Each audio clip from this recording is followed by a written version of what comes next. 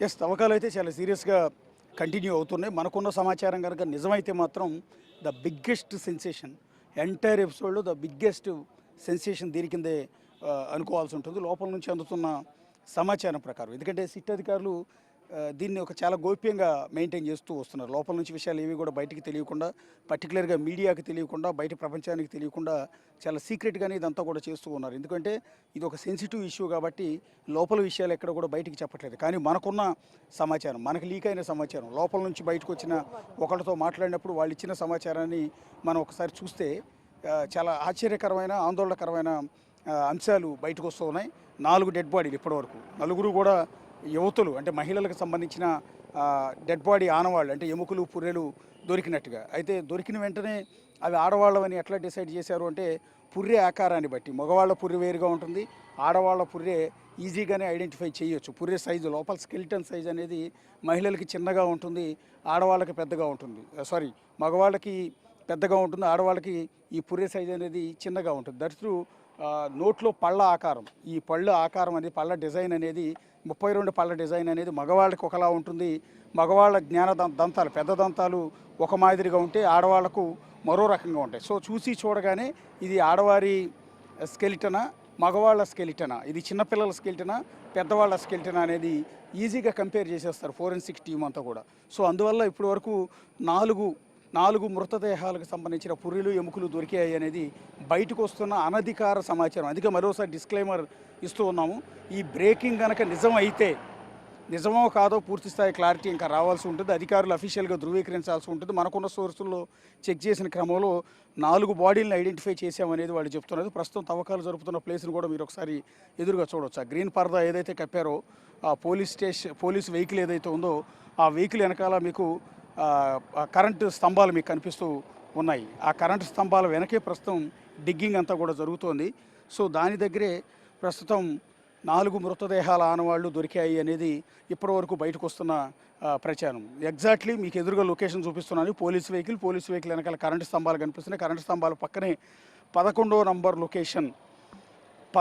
Number లొకేషన్లో తవ్వకాలు ఉదయం నుంచి కూడా సాగుతూ ఉన్నాయి. చాలామంది ఉదయం నుంచి కూడా వెరీ ఇంట్రెస్టింగ్గా ఎదురు చూస్తూ ఉన్నారు, చాలా ఉత్కంఠగా ఎదురు చూస్తున్నారు. ఎందుకంటే ఇప్పటివరకు దొరికిన లొకేషన్స్లో ఎక్కడా కూడా, తవ్విన లొకేషన్స్లో ఎక్కడా కూడా ఎలాంటి ఆనవాళ్ళు దొరకపోవడంతో ఈ 11, 12 లొకేషన్స్లో ఉంటే కేసులో మిస్టరీ వీడిపోయినట్టే, లేకపోతే ఇది కేవలం సెన్సేషన్ కోసం చేసినట్టుగానే భావించాల్సి ఉంటుందని మొదటి నుంచి కూడా చెప్తున్నారు. అందుకని ఇదిగో 11వ నంబర్ లొకేషన్ దగ్గర ఈ తవ్వకాలు జరుపుతున్నప్పుడు చాలా సీరియస్గా చేస్తూ ఉన్నారు. ఎందుకంటే ఎక్కడ బయటికి లీక్ కాకుండా ఉండటం కోసం మామూలుగా అన్ని చోట్ల పరదా పై వరకు కప్పితే ఈ 11వ నంబర్ లొకేషన్లో కింది నుంచి కూడా ఏమీ కనపడకుండా కింద ఎక్స్ట్రా పరదా కప్పారు. మీరు ఒకసారి చూడవచ్చు. ఎందుకంటే ఇక్కడ తవ్వకాలు మొదలుపెట్టగానే కొన్ని ఆనవాళ్ళు, కొన్ని ఎముకలు దొరికాయి అనేది కొంత అనధికారికంగా మనకు సమాచారం తెలుస్తుంది. ఆ తర్వాత 4 డెడ్ బాడీస్ని ఐడెంటిఫై చేసినట్టుగా ఇప్పటివరకు అయితే తెలుస్తోంది.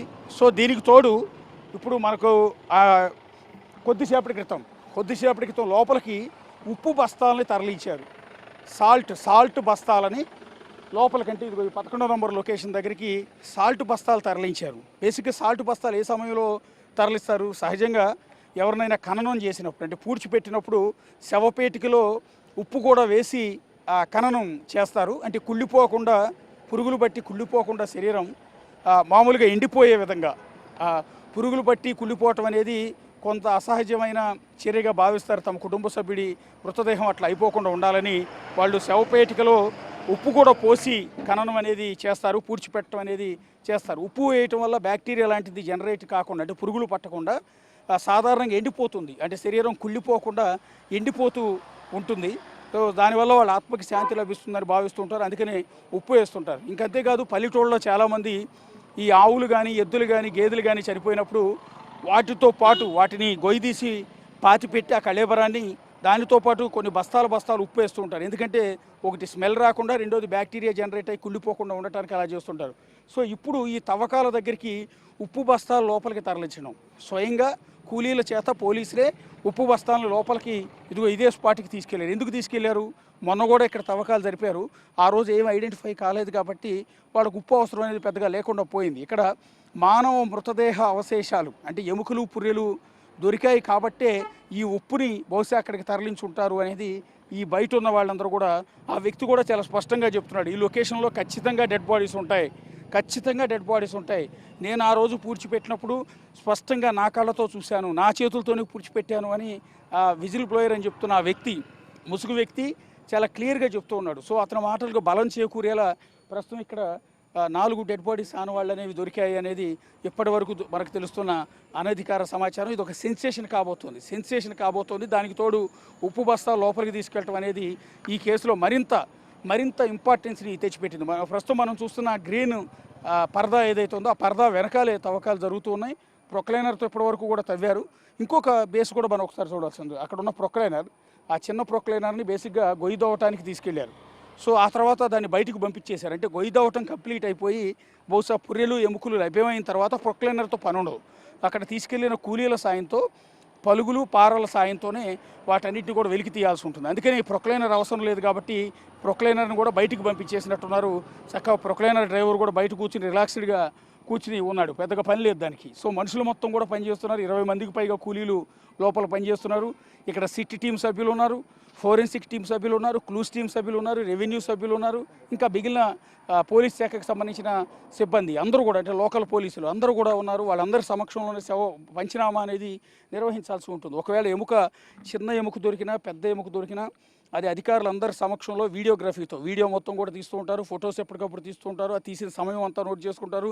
తీసే శాంపిల్స్ అన్నింటిని కూడా చాలా జాగ్రత్తగా కలెక్ట్ చేసుకుంటారు. ఆ తీసుకున్న శాంపిల్స్ అన్నింటిని కూడా ఇప్పుడు తీసుకెళ్ళిన ఉప్పు ఏదైతే ఉందో బహుశా ఆ ఉప్పులో ప్యాక్ చేస్తారేమో అని అనుకుంటున్నాం. మరి పూర్తిగా దానికి సంబంధించిన సమాచారం మన దగ్గర లేదు కాబట్టి సాల్ట్ తీసుకెళ్ళటానికి బహుశా కలెక్ట్ చేసుకున్న ఎముకల్ని, పుర్రెల్ని అందులో సాల్ట్లో పెట్టి తీసుకొస్తారా ఏంటనేది చూడాల్సి ఉంటుంది. లేకపోతే స్మెల్ వస్తుంది కాబట్టి దాన్ని కంట్రోల్ చేయడానికి ఏమైనా తీసుకెళ్ళారంటే రకరకాల, ఇది కొన్ని ఏళ్ల క్రితం పూడ్చిపెట్టిన మృతదేహాల తాలూకు అవశేషాలు ఉన్నా కూడా అందులోంచి స్మెల్ పెద్దగా రాదు, ఎముకల నుంచి పెద్దగా స్మెల్ అనేది రాదు.